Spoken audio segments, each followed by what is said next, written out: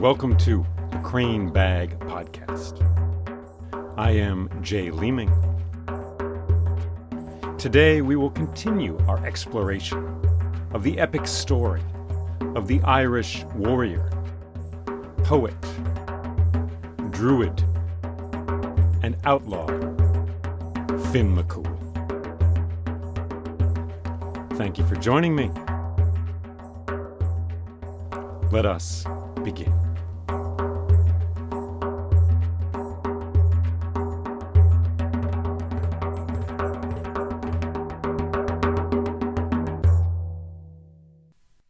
Hey, welcome. Thank you for being here. We've got a story happening, a story about to happen. It's an expedition, it's a journey. You have everything you need, we have everything we need. Shall we begin? Let us begin. It comes from far off. It comes and it lives right here amongst us. Seed that it is, blown on the wind. Seed from the land of Ireland, come through me and through your listening, to flourish in this moment we share. Right now, this moment, which is real and is happening, and we can sit here and enjoy this story. For one day it happened that a messenger came through the forest. Finn heard this messenger. With his intuition, his salmon knowledge, he knew this messenger was coming. So he was up early that day, when the blue light of dawn was still in the sky. He was sitting outside his tent. He heard the footsteps of this messenger coming quickly through the forest. And then the man was there, he arrived, and he spoke to Finn, and he gave him the news. And the news was that the Formorians were attacking. The Formorians were attacking Ireland from the west. Oh boy, well the Formorians, you should know, the Formorians are an ancient people who some say inhabited Ireland and possessed it, if you can possess a land in any way. They lived there before the humans did, before in fact even the Tuatha Dé Danann, the invisible ones who live in the hills, an ancient people who had been driven out of Ireland by the Tuatha Dé Danann and driven to the west, where they live still in this day, perhaps even now, in the western islands, out over the depths of the sea. And the Formorians are magical, mysterious.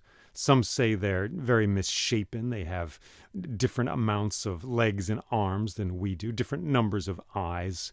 They are giants, some say. Some say they have several mouths, each with horrible teeth.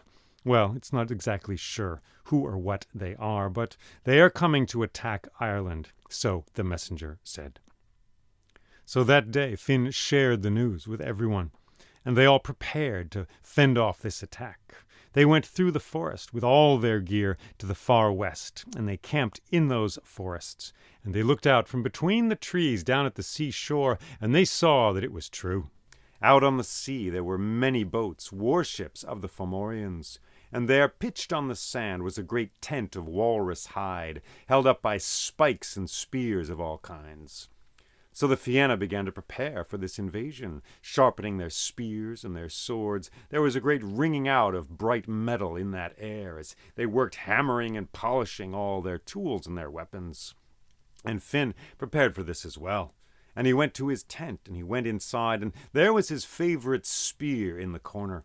And he walked towards it, and he reached out, but then, for a moment, he paused. And he looked, and he noticed his favorite harp, hanging suspended from a wooden peg on a pole nearby. He thought for a moment, and then he reached out. He took up that harp, and he left the spear where it was. He walked out of his tent and began to walk towards the beach. Conan saw him. "Finn, what are you doing? Where are you going?" "I'm going to speak to the Formorians," he said. "What? You're going to speak with them, those evil beings from the far seas?" "Yes, I am," said Finn. "I will see you in a bit." And he walked away from that forest, and down the sloping grasslands between tumbled great beautiful rocks. And he walked down to the shore, and there was that walrus hide tent. And 2 guards were at the door, and they came to Finn, and they said, "Who are you, and what is your business?" And Finn said, "I am a traveling poet and storyteller. I'm here to welcome your king to this island and sing him a few songs." "We'll see," they said. Well, they went in, and soon they came out, and they said, "It's all right. Go in there, poet. Go in, storyteller. Tell what you have to say. Say what you have to tell. Do it any which way. Go on in. It's all right."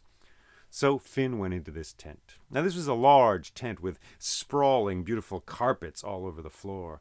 And there were candles burning, and there was a great green throne there that was decorated with seashells. And there in that throne sat Lyna, the great Formorian king. And by his side he had a spear with 5 tips at the end of it, a chandelier of dangerous battlements this spear was. And Lyna had the head of a goat. And he looked at Finn and said, "Welcome."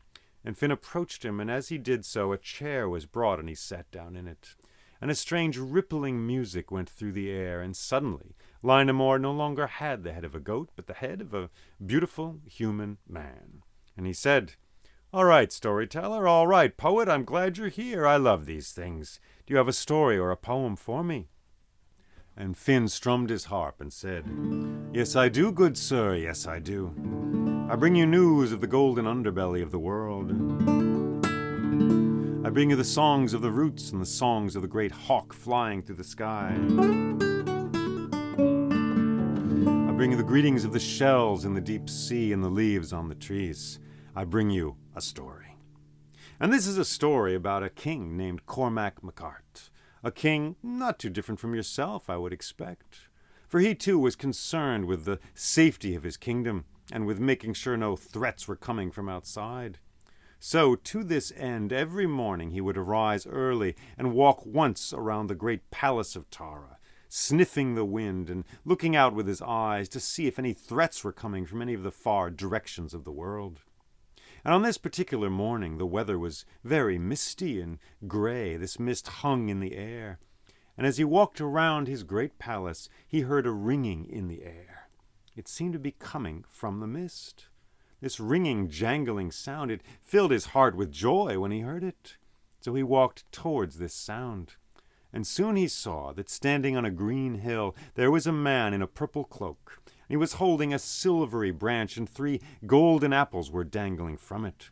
And as he shook this branch, waves of joy and happiness shivered out from this branch all throughout all of Ireland, and it filled Cormac's heart as well.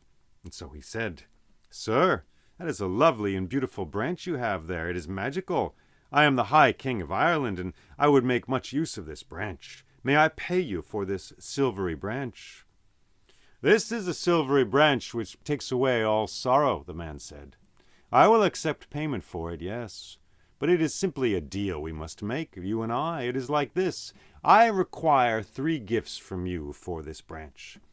"I am happy to do that," said Cormac. "What gifts do you require?" "Well, that's the trick," said the man. "I will not tell you what these gifts are.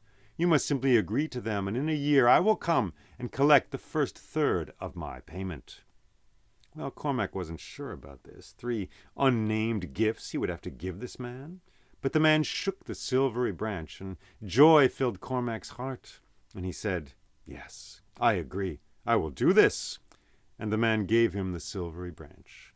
"Farewell," the man said. "I will see you in a year." "Farewell," said Cormac. He watched the man go, disappearing into the mist.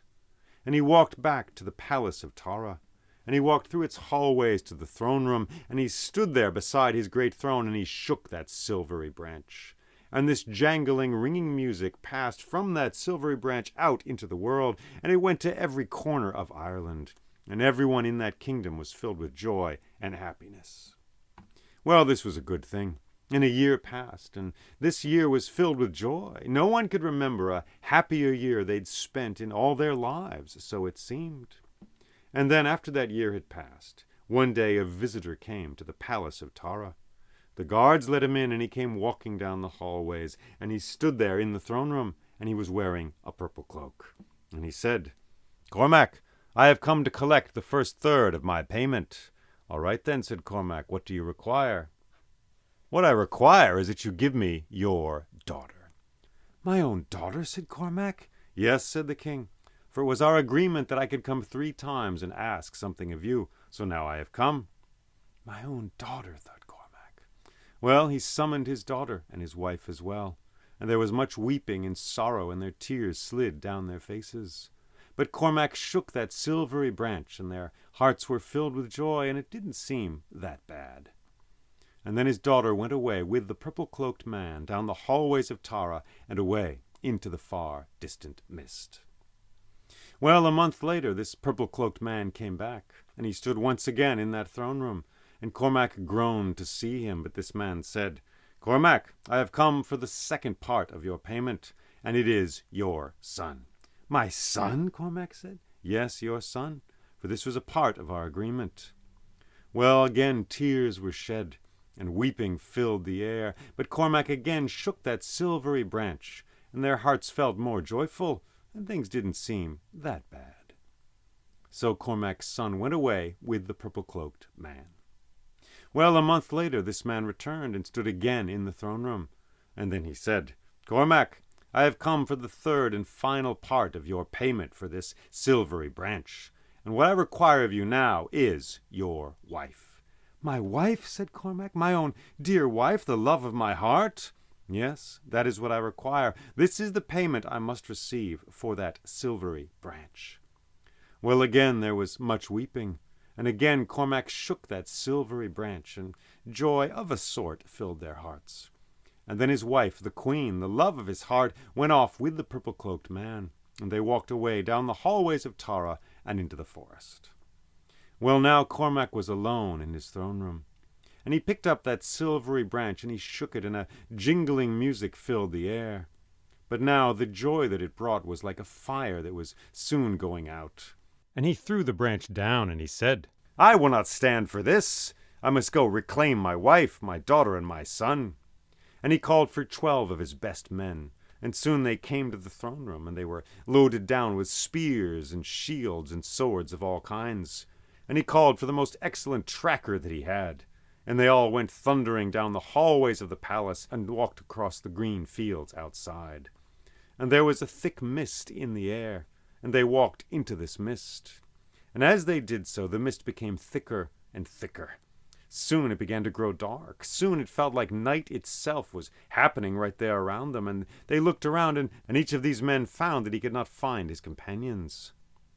And then there was a flash of light, and the darkness began to drift away, and Cormac found that he was alone in a field.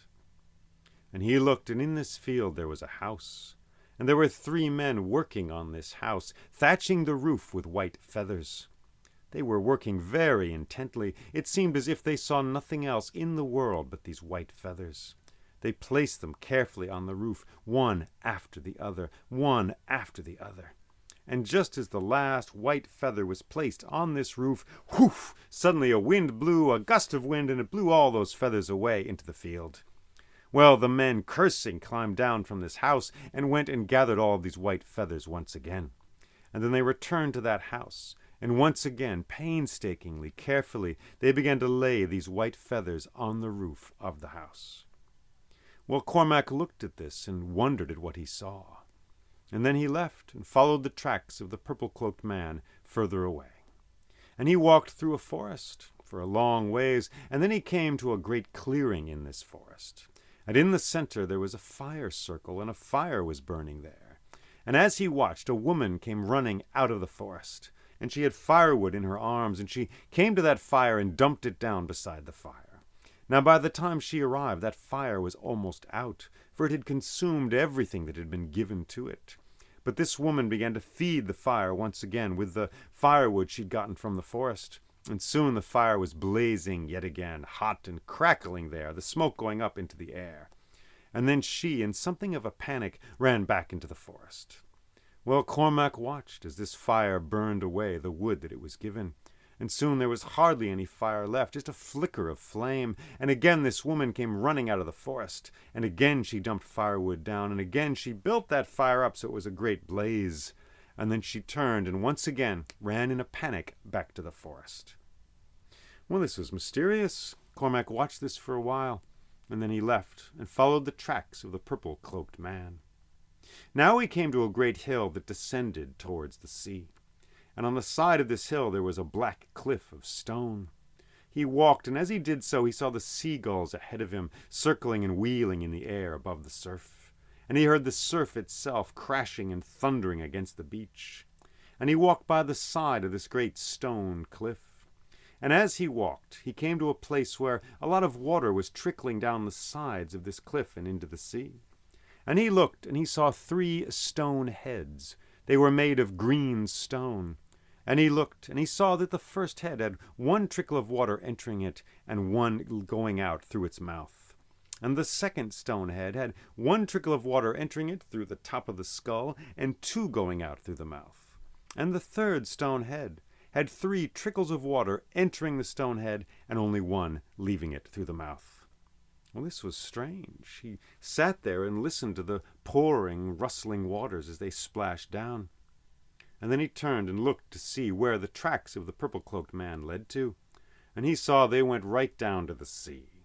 Now the tide was out at this hour, so the sandy bed of the sea there was squelchy with seaweed and shells and wriggling things of all kinds. But still he could see the tracks there, the purple-cloaked man, and he followed them across the mucky sand of sea bottom.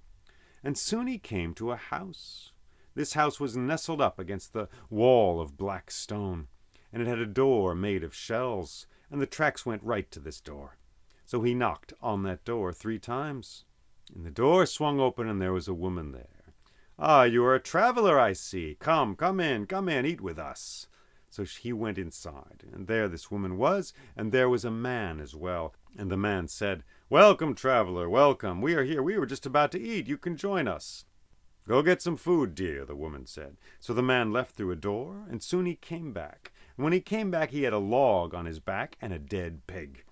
Now there was a fire circle in this house, and the man threw the log down into the fire circle, and he put the pig there on some spits above the log. And then he said, "And now, traveler, you must help us cook our dinner." "Help you?" he said. "How can I do that? Do you want some matches or some carving knives or something?" No, said the man. "We don't need any of that. We just need a story. For truth is our fire here. Truth is the light by which we see. And if a true story is told, well, then this pig will be cooked. And for a pig of this size, I think we need 4 stories." "Interesting," said Cormac. "Why don't you begin and show me how it's done?" "All right, then," said the man. "Well, the true story I have to tell you is this. This is a magical pig, and I've got 7 of them. We can roast this pig and eat it all down to the bone, and then I can take the bones and just cast them into the pigsty in the night, and tomorrow morning there will be a new pig there, fresh and ready to go, a lively animal for sure. Now I've got 7 of these pigs, as I said, and with these pigs I could feed all of Ireland. That is my story."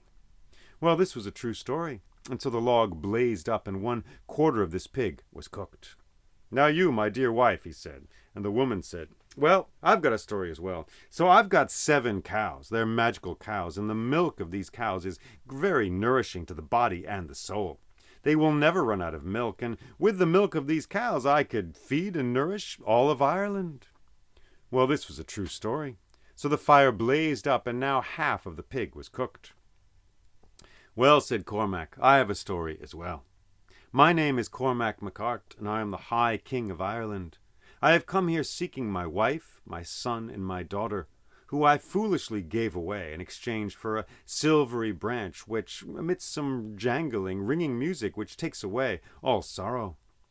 Well, this was a true story, and the fire blazed up, and now 3/4 of the pig were cooked. "Well," said the man, "I have one more story for us, and it is this. I know where your wife, your son, and your daughter are. For some time ago they came to this house, this seashell house by the great ocean, and we have sheltered them here for some time, and here they are." And he clapped his hands, and a door opened in the wall, and there was Cormac's son, his daughter, and his dear wife. And they all wept tears of joy and embraced to see each other once again. And there was much happiness there in that little house. Well, the pig was cooked, so they all sat down at a great long table.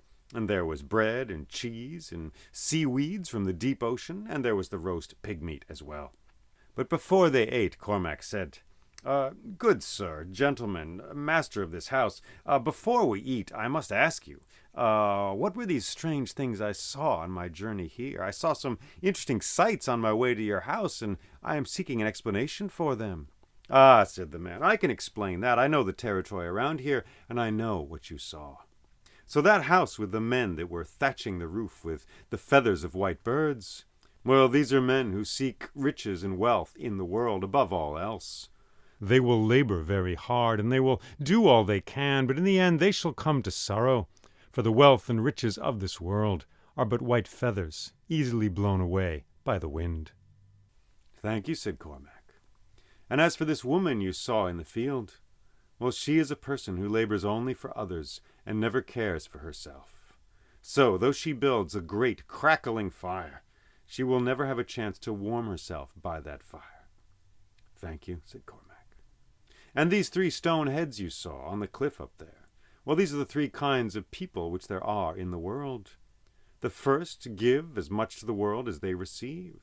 The second kind of person gives to the world more than they receive. And the third kind receives much from the world, but only gives very little. And this kind of person is the worst of the 3. "Thank you," said Cormac. So they all began to eat, and the food was delicious, and there were cakes of all kinds, and good food there, and they sang songs, and they laughed, and they had a fine time there in that house. And as they ate, Cormac noticed that the tide was coming in. He looked out through the windows of this dining hall, and he saw these waters rising higher and higher up the sides of these windows. This concerned him a little bit, but the company and the food were so excellent inside this house that he didn't worry about it too much. Now and then his son or his daughter would look out the window, and there would be a fish, a yellow fish, swimming around looking in the window. And once they saw 2 seals who looked at them and then went flickering away into the sea. Well, when the meal was finished, this man brought a golden cup out of his pocket, and he put it on the table. And he said, "Cormac MacCool, I have a gift for you. This golden cup should be yours. For as you are a king, I think this will help you very much in your reign there in the kingdom of Ireland. For this is a cup of truth. Lies shatter this cup, but a word truly spoken heals it back up again." "Really," said Cormac, "show me how this works." "Absolutely," said the man. "Let's try some lies first. Let's see. My head is a potato. This house is a carrot. And you are a seed blossoming up out of the dark earth." Bam! Just like that, the cup broke into 3 pieces, and the shards fell to the table. And then the man said, "Well, now let us repair this cup. I am Manannan, Lord of the Sea. I have brought you here to learn from me, for that silvery branch is mine, you see." And as he spoke these words, the cup was completely repaired. "This cup is for you," said Manannan. "Guard it well. It will help your reign over the kingdom of Ireland. And never forget us here in the sea. Never forget the realm of the sea. For our kingdoms are in fact one kingdom, and there must be peace and harmony between us. So that this may happen, I give you this cup." Well, Cormac picked up that cup and he looked at it. He saw there were many marvelous designs on the side of this cup. There was a bear, there was a forest, there was an eagle, there was a high mountain, there were roaring streams. He looked on the side of this cup and he saw Tara itself, the great palace of Ireland, his own palace. And as he looked at Tara, he saw a little picture, and it was him. It was Cormac MacCool, walking out of that palace and into a thick mist. And on the side of this cup, he saw the house thatched with white feathers. And he looked again, and he saw there was the clearing in the forest, and there was the woman, warming herself by the fire. And the fire was burning well, and she was not in a panic, and she sat there for some time. And then he looked and he saw the 3 stone heads, and water was tumbling into all of them and tumbling out in a great generous profusion down into the sea. And then he saw the little house of shells there in the depths of the water. And he looked inside, and there was that very room, and there he was at that table, looking at that golden cup. And Manannan, the Lord of the Sea, said, "This cup will return to me at your death, Cormac, but until then, care for it well." And he reached out and he struck the side of that cup. And a great golden ringing sound filled the air. And in the depths of that sound, Cormac, his wife, his son, and his daughter all fell asleep. And when they awoke, they were in the palace of Tara. And Cormac and his queen were sitting in their thrones.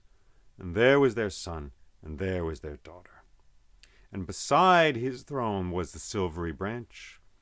And Cormac thought of shaking that branch, but he looked at his wife and his 2 children, and he thought to himself that being there in his own house, with his own family, was joy enough that he didn't need to shake that branch, really, ever again.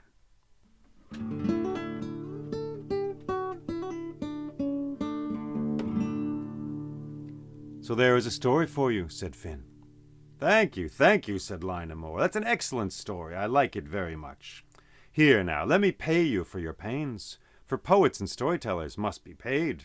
Would you like some gold or silver or wealth of some kind?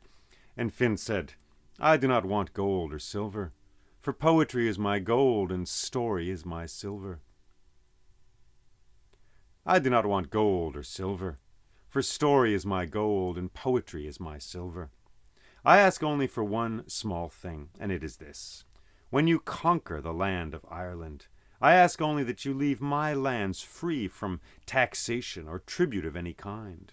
Leave me my own little corner of Ireland so that I may live there and not be harassed by you or your soldiers or your great army. Oh, I am happy to do that, said Lina Moore. For poets and storytellers, they need some introspective time, it's true. They need some time some freedom, so they can have some freedom of mind and heart, yes. So I will grant that to you happily. Yes, I won't hassle you in any way. After I conquer Ireland, I will leave your lands alone. Thank you, said Finn. And now I think you and your army should pack up your things and go back home. What do you mean, said Lina Moore. I've got an invasion about to start here. Well, yes, said Finn, but you've just agreed to leave my lands alone. And my land is Ireland. I am of Ireland. Ireland is me. I am of the mountains and the streams and the rivers. I know them well. Every inch of this land. I know every cranny in the rocks, every cry of the birds. I own this land, and this land owns me. Said Lina Moore. There is trickery in this, but there is truth in it also. Finn MacCool, I will leave you in peace. I will not harass Ireland. I will find another kingdom to conquer. Thank you, said Finn, and he stood up. Finn MacCool, said Lina Moore, care for your poems and your stories, for they have protected Ireland on this day. I will, said Finn. And he left and walked to the door. He turned back just once, and he looked, and there, in the green throne, there was a man with the head of a goat. And he nodded, and Finn turned and walked out of the tent. And he walked between the tumbled rocks there in that grassy field, and he walked back up to the forest. And there were the Fianna, and there was Conan, and he said, Finn, we were just preparing a raid to free you from the clutches of those evil and monstrous beings. Yes, said Dermot, we were about to go save you down there. There's no need for that, said Finn, no need at all. Look, they're leaving even now. And they looked out to sea, and they saw that it was true. The ships were raising anchor, raising their sails, and setting out across the ocean. And people were taking down that walrus hide tent and packing up. What did you do? Said Conan. Did you wrestle their king? Did you poison their druids? Did you do some horrible act with your swords and spears? No, said Finn, I did nothing of the kind. I simply sat down with Lina Moore, the Formorian king, and we talked about this, talked about that. And then, well, I just decided to tell him a story.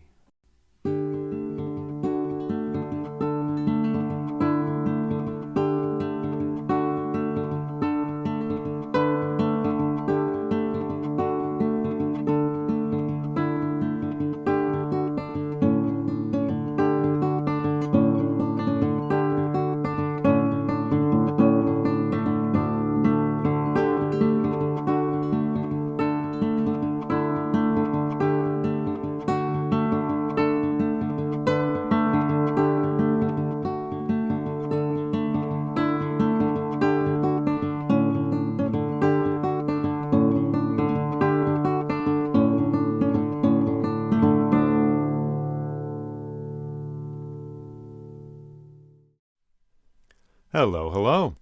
Thank you for listening to this story. I invite you to thank this story for being here with us. One easy way to do that is to blow a little of your own breath into your hands and send it off to the place of this story's origin, which in this case is Ireland. It's a way of thanking this story. It's a gesture of respect for the story and the culture from which it comes. Because we don't want to treat these stories like resources to be ripped out of the ground to just do with as we wish. This action really comes from the understanding that the world is alive and not dead. That the world is alive and not dead. So if we're going to act, if we're going to live with that understanding that the world is alive, that we aren't the only life on this planet, but there are trees, raccoons, squirrels, there's actually stones, ice, wind. If we're to give some amount of agency to all of these forces, we need to treat them in this way. And so with a story as well. If a story is seen as a living being, then it can make a decision whether to be heard by us or not, to come to us or not. And so it's just really helpful in the big picture, to give thanks to the story that you hear. And that's one way to do it. There are other ways. You can make a gift of some sort with your hands and leave it in the forest or something like that for the forest. This all sounds a little woo-woo, perhaps, a little wacky, a little crazy. Well, parts of me agree with you and are like, it's nuts, man. The story's alive. No, it's not alive. It's just words on paper. Well, this is an idea from outside the bounds of our worldview. I say our, I mean, well, I grew up in America, right? Modern world, computers, laptops, TV screens, etc. So this is an idea from beyond that. I am inviting you to entertain this idea and to see how it feels, to practice it. Because we're seeing right now what happens when we treat the world as dead, as a place we can do whatever we want in. And I think we should change that. So all of this is to say, let us welcome this story and let us be with this story. Another way to welcome it is not to judge it too quickly, not to criticize it or ask it to change too quickly. It's very much like receiving someone in your house. Someone comes over and, well, it depends how well you know them, of course, but generally it's unlikely that someone will come to your house and right away you'll be saying, hey, okay, I'm glad you're here, but those shoes got to go. And that shirt, it's a good shirt, but it doesn't match those pants. Go out, come back in with a different shirt. And by the way, we're not going to talk about X, Y, and Z in this house. We're going to talk about A, B, and C. Generally, you wouldn't give such judgments, you wouldn't pronounce such things to someone coming to your house for the first time. In the same way, this story, or any story, it's unwise and unrewarding and not fun to hear a story and right away be like, well, I like this, I didn't like that, this part is way too patriarchal, this part is, well, a little too angry for me, I didn't like that. That's all. Those judgments are real and they exist and we have them. I have them as well. But I encourage you, I invite you to set them aside and to just take this story in. And this story is, that said, this story is easier than most. We don't have extremely challenging ideas in this story, that's for sure. But nevertheless, I invite you to welcome this story and to think about it, but set that aside for the moment. Thinking is awesome. You can't help but think. It's great. But feel this story. Let it work on you the way music does. Don't worry about what key the second movement of the symphony is in. Don't worry about whether that guitar is a Strat or a Fender or what pedal the guy is playing through. Just hear the music. So I'm inviting you to do that. And this is easier in community because we all hear the music, we all hear the story in a different way. And we can put together, we can pool our knowledges and our insights into the story. But I'm here, you're here, it's happening. And I invite you to listen to your own reactions to this story. What place in this story do you go to? What image in this story do you want to sit with? What image comes to sit with you? Like it is alive, as if it were alive. What part of this story comes to sit with you? Speaking for myself, I go to that woman by the fire. The woman working so hard to keep that fire going. The woman who never warms herself. That is a sad image. Anyone who's a parent, I think you can empathize with her situation. Anyone who is a caretaker in any way, I think you can empathize with that situation. So I feel that. And then I love the moment when Cormac throws the silvery branch down and he just reaches his limit and he's like, all right, this is enough. I got to get my wife back. Enough of this silliness. I just like that moment where he takes initiative. Before that, he was kind of just drifting along. Oh, this branch is pretty cool. Oh, it makes everybody happy. No, no, no. This is a story of the education of a king. And it is the education of a good king, an ideal king in many ways, Cormac MacArt, Cormac the son of Art. The story of Gilgamesh is the story of the education of a cruel, evil dictator. And it's very beautiful. Through sorrow, through failure, he becomes wise and becomes a good king. But this story is different, and Cormac is depicted as a good king. And how do you lure a good king away to the sea where you want to teach him? Well, you give him something which brings about happiness for all his subjects, because that's what a ruler would want, ideally, is happiness in the kingdom. They would want health, which is expressed as happiness and joy. And here's a silvery branch which will make all your subjects happy, just bang, just like that, like pushing a button, bang, they're happy. But it starts to fade after a while, and it doesn't quite work for him as well as it did the first time. And so then he's lured away. Following the tracks of this purple-cloaked man. And we get this great scene with the mist. I love it. It reminds me of the scene in the first story when the brothers of Eth were going across the sea to find Ireland, to conquer it, and to get revenge for the death of Eth the wizard. And they encountered not solid land, but mist and cloud. It's beautiful, and it seems very Celtic to me.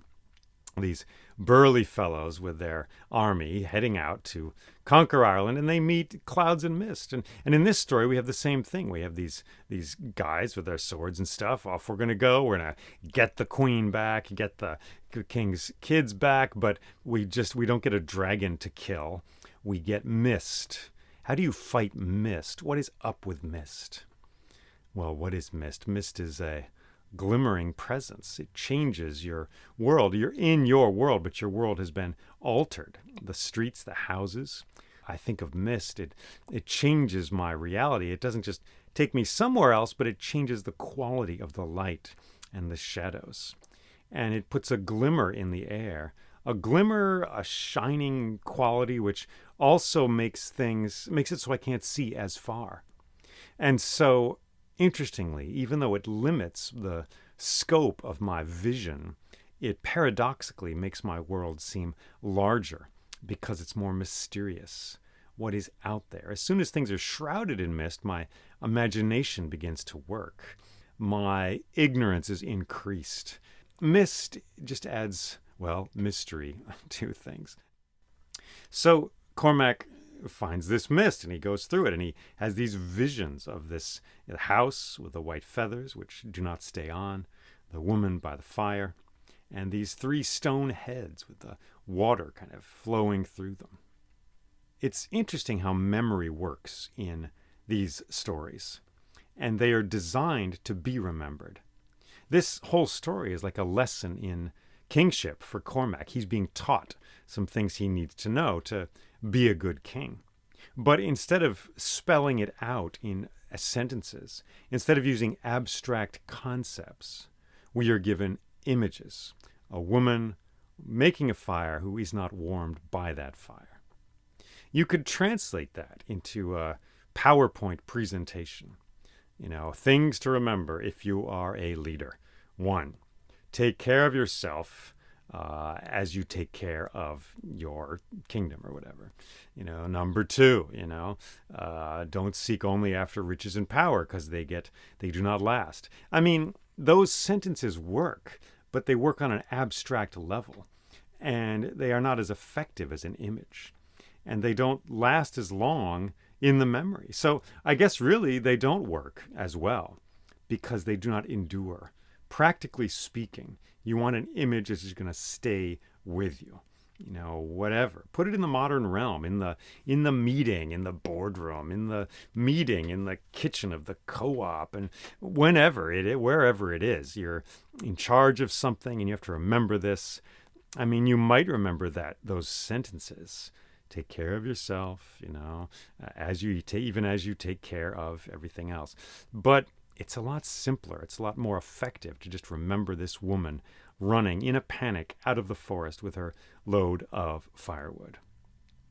That's how these stories survive. They're built to survive by using images. The images can last for 100, for 1,000 years. Sleeping Beauty, that's why it endures, because it speaks in images. So this story is designed to last. It is designed to put knowledge about being a leader into a form which will endure, even across languages, even across many generations, because it will be remembered. So that's the language that is being spoken here when we have these images of the woman and the fire, the fellas and the house, and these 3 stone heads against the black cliff there. And then we get to Manannan, the Lord of the Sea. And it's fascinating just to see this story from his point of view. What does he want? What is he seeking? Why is he doing this? Well, maybe he's just being nice to Cormac because he likes him for some reason. That's certainly possible. But I would say a more likely answer is that the King of the Sea knows that the health of his realm depends on the health of the human realm. He is aware that these kingdoms are interconnected. And so he seeks the health of the human realm, and he wants the human realm to have a good king who does things well and has a joyful kingdom where the people are happy. Because the Lord of the Sea, Manannan, the King of the Sea, and his wife, the Queen, whose name I wish I knew, he knows that his health, the health of his kingdom, depends on the health of the human realm, and vice versa. If the humans are unhappy, they're going to start doing stuff, fighting wars, dragging oil out of the ground, killing lots of animals or lots of fish, whatever. Things are going to go badly. So he understands this and therefore sets out to educate the human king Cormac so that there is harmony in the world at large. It's really a beautiful vision. And I perhaps don't need to say it's a vision we have lost. We have lost the ability to realize that the health of the forest and our health are connected. If we cut down those trees, if we burn down the forest and make room, clear cut it all, so that we can raise beef cattle there, so there's more McDonald's hamburgers, that is not good for the forest, and it is not good for us either. And we have yet to fully realize that. Though we may know that in our mental brains, some of us, we do not know it in our hands, in our feet, in our actions. So this story I see as a wonderful model for the awareness that the health of one realm depends on the health of all of the others. And so the Lord of the Sea, Manannan, he knows this, and he sets out to educate Cormac. And he does this, luring him towards his realm by this offer he can't refuse, this tool he can't refuse, which is this magic branch which makes his kingdom happy and healthy, he knows that's what Cormac wants, and so that works for him. And he gets him down there to his house. And then we have this interesting storytelling contest in which the stories are judged based on how true they are. And this may seem a funny word in a story filled with magical and miraculous events, but I think it is not an accident that is the criteria for these stories. Because we're talking about a deeper truth here. We're talking about truth which is not limited by facts, which expresses itself through facts, but also through images and through metaphor. So the image of the woman running to the fire, that's a true image, whether or not there's actually a woman somewhere feeding a fire in this desperate way. Same with the men, that are putting feathers on the house. That's a true image. That's a condition we may find ourselves in if we seek after riches. It is just not literal that we're going to be literally putting feathers on a house. And so we get the magical cow, we get the magical pigs, cows and pigs. And these are, in fact, they're facts because Manannan is miraculous and he's a god and he has these things around him. So there's multiple kinds of truth in this story. There's metaphorical truth in terms of these images, and there is actual truth, assuming he actually has these 7 pigs and his wife has these 7 cows. And then there's emotional truth in the sort of factual and personal sort of revelation, where Cormac confesses who he is and what he wants. Which is, of course, makes these things happen, makes the healing possible, where his wife and his children are reunited with him. It's funny, we get so caught up in this idea of truth, and we associate that word only with factual truth. It's right there. I can see it. I can smell it. There's a bridge over that river. All right, how do I know? It's true. You go there, you see the bridge. It's real. But our vision of truth is fairly limited. Einstein's equation, for example, E equals mc squared, is that a true thing? Well, sure, it's true. Can you go find it? Can you go see it? Can you smell it? Where is this equation? The equation doesn't exist, a person could say. Can I find it? Here it is on this piece of paper. And you hand him the paper and you're like, well, this isn't an equation. This is just marks on paper. This is just abstractions. This is just a drawing you made. It is not the equation. Well, we could answer, the equation is true. It does not live on that piece of paper exactly, but it is everywhere in the world. It's a process which we can witness and see everywhere in the world, like the law of gravity. It is true. But we explain it on a piece of paper, and that's just a piece of paper. You could have a bell curve of or whatever. You could have a graph of American population increase in the 20th century. And again, someone could ask in a childish yet very real way, where is that graph? What do you mean? I can't see it. I mean, I can see it on paper, but where does it exist? Is it real? How do I know it's real? You just drew that on the paper. And you could answer, well, it's real. People, this shows, So these stories are like this in the same way. They are like the graph on the paper. They're like the equation. They are truths which you can't go find them. You can't go, oh, I know where that house is with the feathers on it. It's right here. It's in Brooktondale, a few miles from my house. Go there. Take this road. You can find it. It's there. It's not that kind of truth. It's a metaphorical truth. So you can't find that house with the white feathers on it, but can you find men and women who search after riches and power and come to grief because those things do not last? Can you find men and women who struggle to build a huge fire and never warm themselves and become exhausted and worn out? Yes, absolutely yes. So that is how these images are true. They are everywhere in the world, but you can't actually go find them, as paradoxical as that sounds. Some folks say of stories, in fact, an ancient Greek philosopher said of stories, these things are not true, but they happen all the time. These events are not true, but they happen all the time. So Sleeping Beauty is not true. You can't find that palace. You can't find that particular princess. You can't go to the spot where the rose bush grew out of the ground. But it is true in the sense that young women on the threshold of adulthood, of motherhood, of being a parent, of being a woman, a grown woman able to have a child, they perhaps need some time in a castle defended by thorns from these wild men who come and try to bother her. She might need to sleep for a while and to be alone for a while, to have some solitude time in her castle before she goes out into the world and is ready to have a child. So in that sense, we can find young women in that condition everywhere we look. So in that sense, Sleeping Beauty is not true, but it is everywhere visible. Does that make sense? Does that stay lit in your head, as they say down in Guatemala? Does that bird remain on the branch in your heart, singing its song? Well, I hope so. You may be interested to know where I got this story. Well, it's a combo. It's a mashup. It's a juxtaposition. I've taken 2 stories and put them together.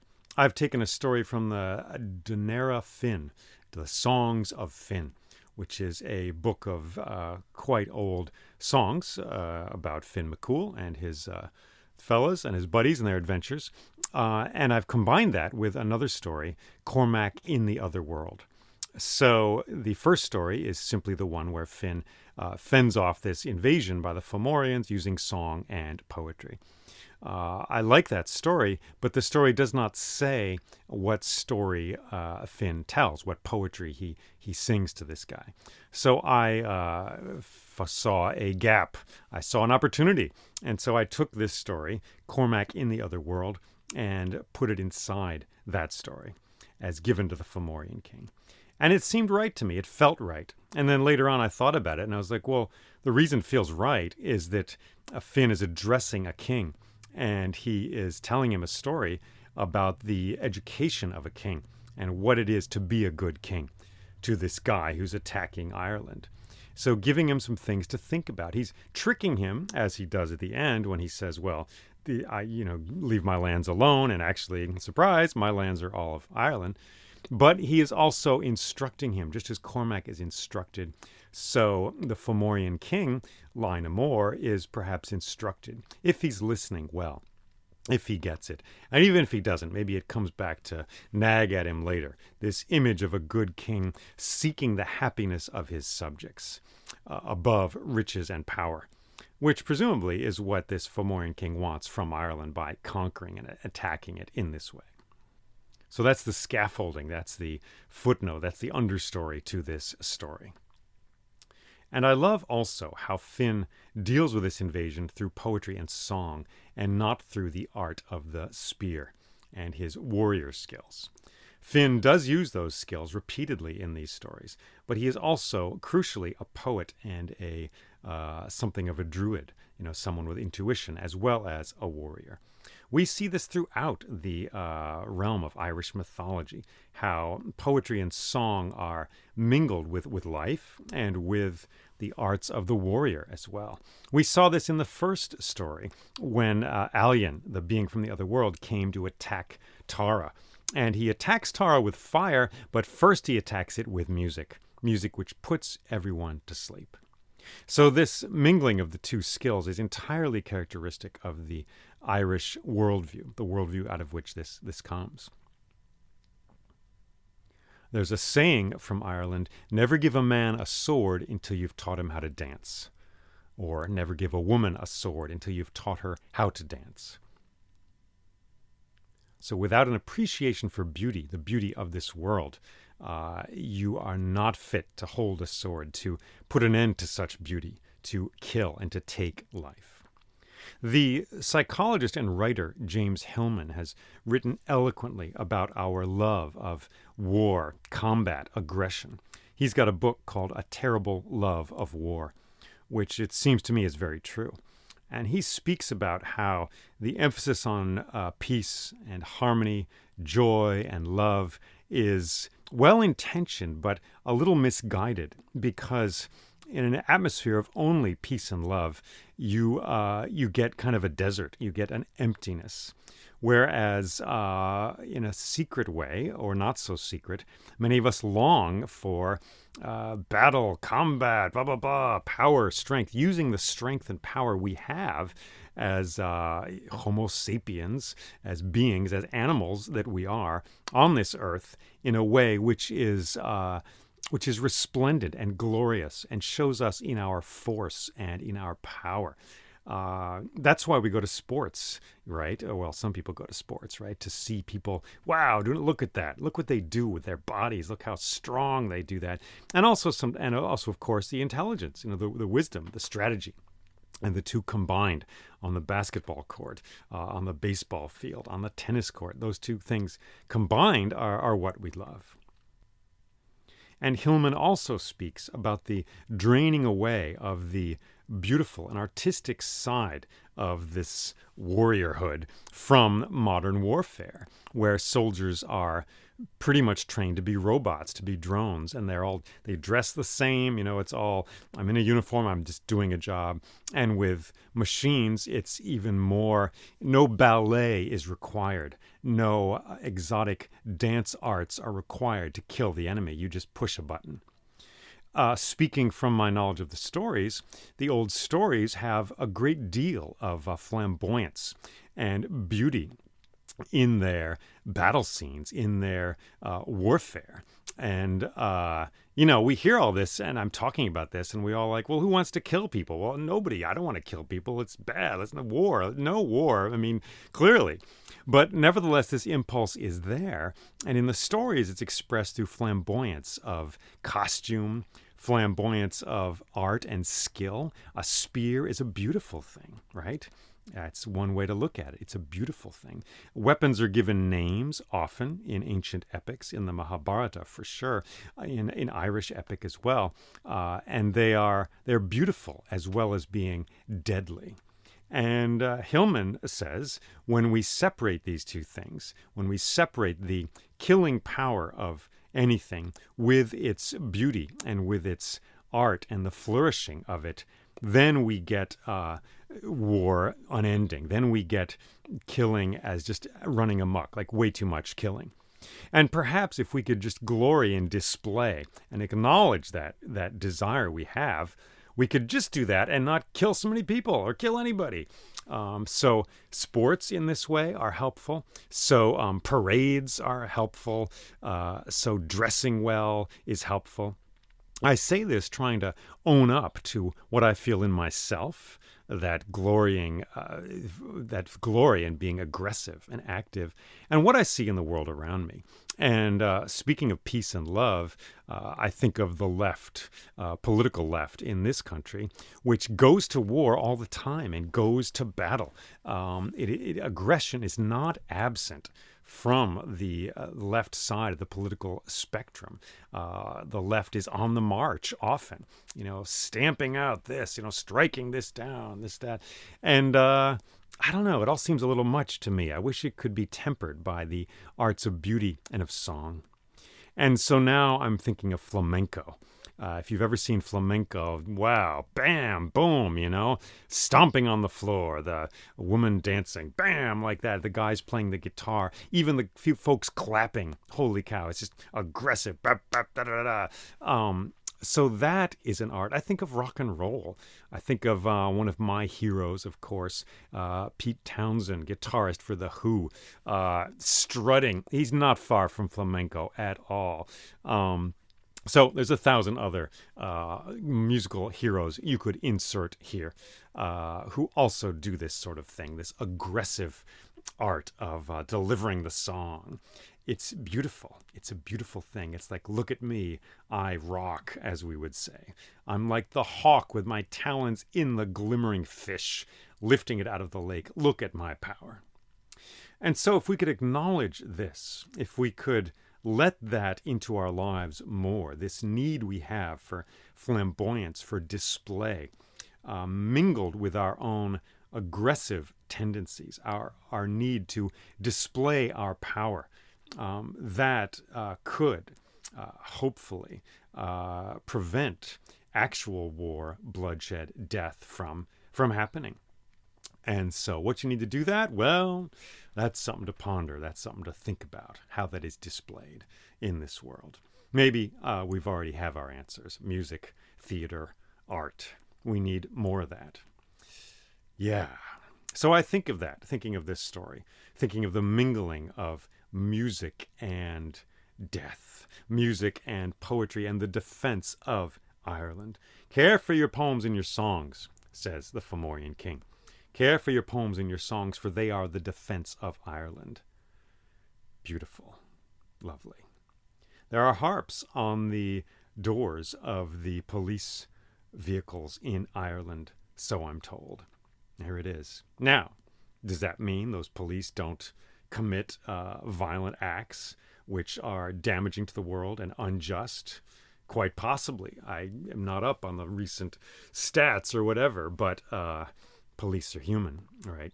As are we, as am I, as we are all, and it's a beautiful thing. But nevertheless, that harp is there.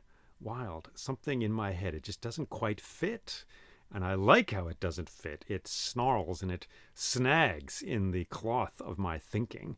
And I'm like, wow, what is that? What does that mean? Is that horrible? Is it good? I don't know. Well, I'm going to think about it for a while. So may you have a time to ponder this story as well. May its images sing in you.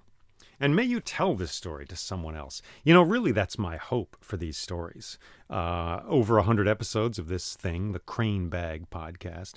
And I would hope that these stories go out into the world and are told by you. That would be the best thing. Take the words out of my mouth, change them around, put them in your own words. Make it simple. Tell this story in 10 seconds. Well, there was an invasion. This guy Finn, defeated the invasion by telling a story. Oh, what was the story? Well, there was this king. He went to the bottom of the sea, talked to the Lord of the Sea, came back, and everything was cool. I mean, whatever. Lower your standards. I try to lower my standards all the time just to get my feet in the door of these stories, just to get to clamber up the side of the tree of these stories, these trees of images rooted in very particular ground. Just to get my way into the realm of these stories, to dance with them. That's all we need to do is dance with them. You don't have to be on a stage. You don't have to have every word perfect.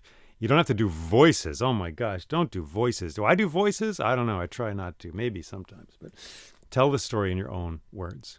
That would be my hope for this story, because that keeps it going and that preserves the story into the future. Now, of course, you can send me money on Patreon. You can finance this podcast on Patreon. And that's a good thing. It keeps me going.